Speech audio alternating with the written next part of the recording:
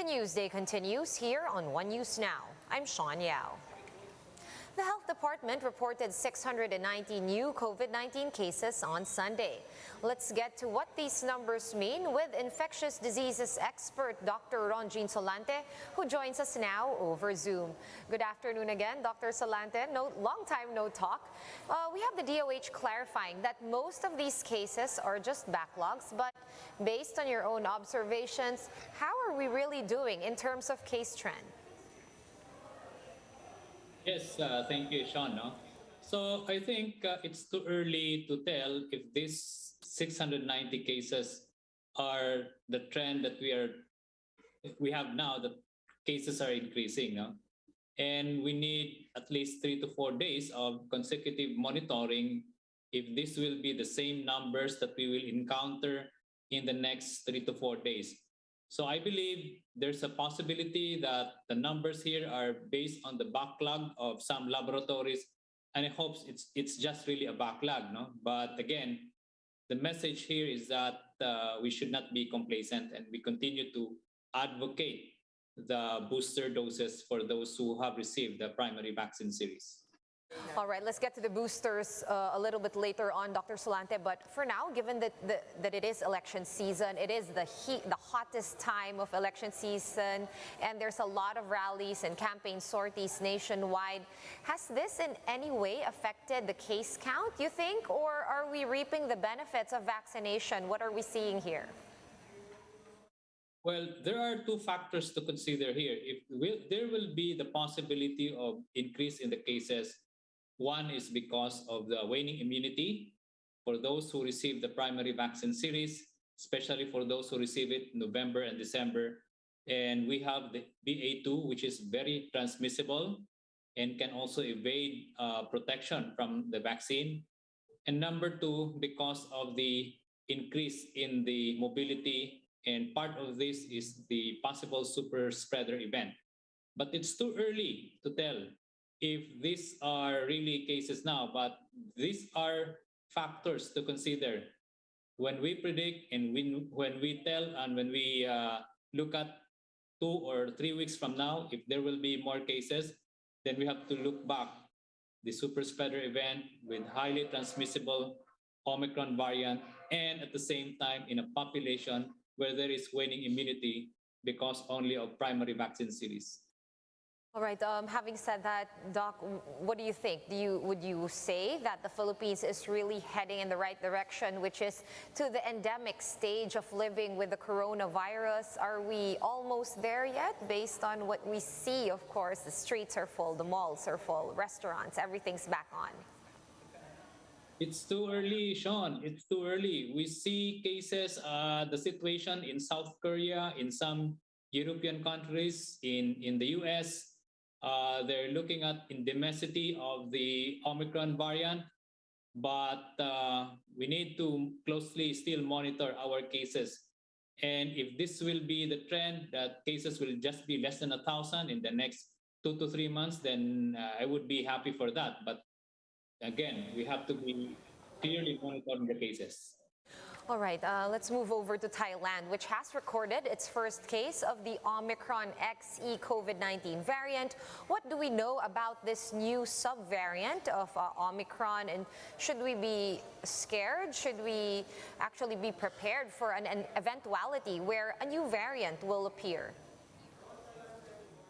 For the XE sublineage, it's too early to say if the variant behaves like the BA2, but I would say the BA2 is still the most highly transmissible among the sublineage of the Omicron variant. But we need to monitor how this XE Omicron variant will behave. If the behavior will be the same as the BA1, then not to panic, because our protection with BA1 is still good. But if this behaves more than a BA2, then that will be dangerous, because obviously it will evade vaccine effectiveness and higher transmissible, and then it can be another cause of spike and surge of cases. Right, so I'm guessing, Dr. Solante, this is likely to reach the Philippines and penetrate the Philippines borders, what with the east restrictions, a lot of traveling now, again, back in full force, maybe not full force, but definitely picking up. Would you say there's a big chance that this could make its way here to the Philippines?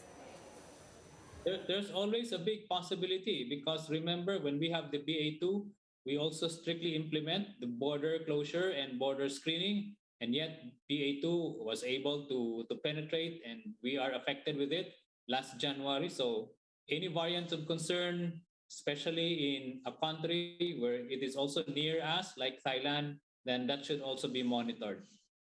All right, thank you as usual for your time and for sharing your expertise with us. Infectious diseases expert, Dr. Ron Jean Solante over Zoom. Thank you, Doc. And the health department says it has yet to confirm the number of vaccines nearing expiration. Undersecretary Maria Rosario Vergeire told One Balita Pilipinas that they are now sorting out inventory. This comes on the back of entrepreneurship advisor Joey Concepcion's claim that some 27 million jabs are close to expiry. Gumagawa pa rin ng wall-to-wall inventories natin so that we can be able to determine how many really are expiring, how many are near to expire, and how many are still mahaba pa yung kanyang validity. Meanwhile, the Interior Department is working with other agencies to ramp up the use of boosters. Interior Undersecretary Epimaco Densing says they are looking to include booster shots as part of the primary vaccine doses. Tinitingnan natin yung posibilidad na i-redefine ito na pag sinabi natin fully vaccinated, dapat kasama na dito yung booster shot o dapat 3 bakuna o 3 beses ka na naturukan. We'll be back with more stories after this quick break. Stay with us here on One News.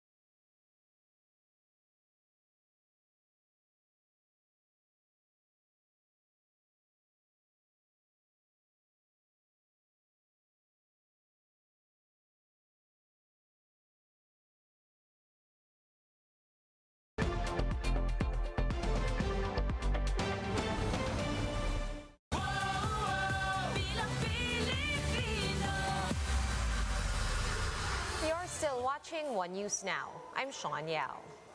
The COMELEC is pushing to make debate attendance mandatory in the next elections. COMELEC Commissioner George Garcia is urging Congress to make absences from official debates an election offense and grounds for disqualification. According to Commissioner Garcia, debates are crucial in showing the candidates' readiness and grasp of various issues. The tandem of Bongbong Marcos and Sara Duterte have been perennially absent from debates sponsored by the COMELEC. Hindi ito basta-basta lamang isang aktibidad para itong isang pintuan na magpapakita sa iyo ng kaloob-looban. Kahandaan ng kandidato na humarap sa kanyang mga kababayan na hinililigawan niya. At the same time, na ilahad yung kanyang nasa isip at yung kanyang karanasan. Let's now take a quick look at today's other top stories. Ukraine is now accusing Russia of carrying out a civilian massacre in the town of Bucha. Moscow denies these allegations by saying that the footage and photos showing corpses in Bucha were staged by the Ukrainian government. The images from the town emerged after Ukrainian forces reclaimed control of Kiev. Oil companies will be implementing a fuel price rollback on Tuesday. Diesel prices will be cheaper by 1 peso and 85 centavos per liter, while gas prices will be going down by 2 pesos and 30 centavos a liter. The Philippine Olympic Committee has lifted its resolution declaring athletics chief Philip Elahuico as persona non grata. The committee also withdrew the suspension of the Philippine Athletics Track and Field Association, or PATAFA. These developments came after the successful mediation between PATAFA and Olympic pole vaulter EJ Obiena. For more updates, visit News 5, The Philippine Star, and Business World Online. Visit our website, onenews.ph, for more in-depth analysis. You can also catch One News on the Signal Play app. Register for a free account at www.signalplay.com and stream One News Live anytime, anywhere. Masks on, wash hands, and stay safe, Philippines. I am Sean Yao. We are One News.